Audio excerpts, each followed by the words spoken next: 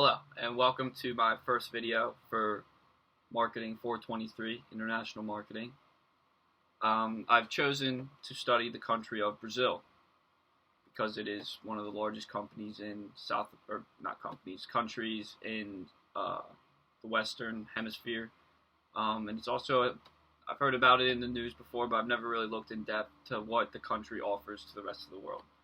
So without further ado, let's begin. So some fast facts about the country is that it is the largest producer of coffee, and it has more plant and animal species than any other country in the world, mainly due to the Amazon rainforest, which is huge for biodiversity and many biological processes that run this planet.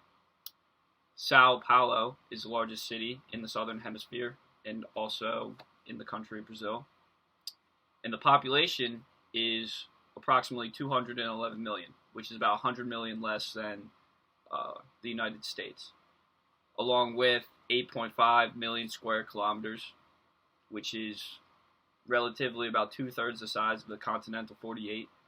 So it's a decently sized country filled with plenty of people, large cities, which is sort of an issue that I'll get into later.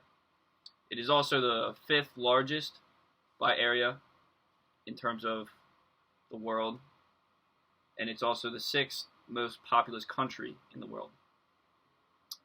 So the economy that Brazil resembles is a mixed economy, meaning it offers public enterprise along with private, and it is also the 12th largest economy in the world. The currency that Brazil uses is the Brazilian real, and its GDP is $1.84 trillion US. And their economy is based upon agriculture and mining, along with service.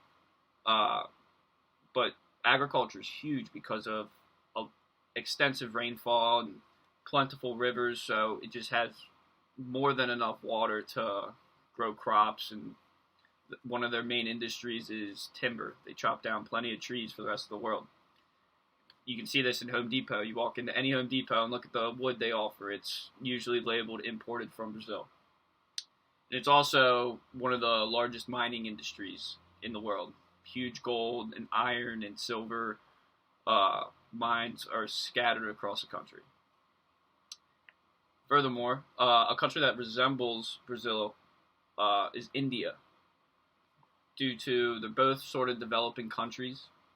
India is also a mixed economy filled with private and public enterprises. And India relies on agriculture and also manufacturing. And one thing that sort of separates Brazil from India is the fact that India has a huge service industry, more specifically call centers. They sort of run that industry because I'm sure everyone who watches this video might agree with the fact that they've gotten a call from someone who sounds Indian, and we don't know where they are, but you could make an informed decision that they are perhaps from India. So the government that Brazil utilizes is termed a federal presidential constitutional republic, but it very much resembles the United States. They have a constitution, which is sort of the supreme law that they abide by. They have three branches: the executive, the legislative, and judicial. And they're sort of mimicking Western democracy, if you may. And you could almost term them representative democracy.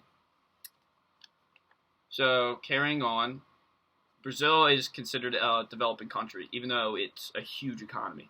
And this is due to many factors. It has a low GDP per capita, also very low living standards, and also high infant mortality.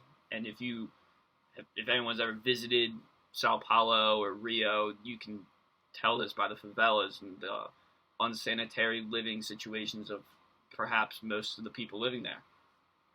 So, once they sort of pass a threshold of living standards and mortality, they'll be considered a first world country. So, last but not least, how are U.S. companies looking to get involved in Brazilian commerce? And fact of the matter is, we already are. Similarly to how China is developing Africa, you can term Africa as a newfound gold rush in the terms of oil and energy and agriculture, especially with a changing climate. Developed nations are looking for other places to grab natural resources.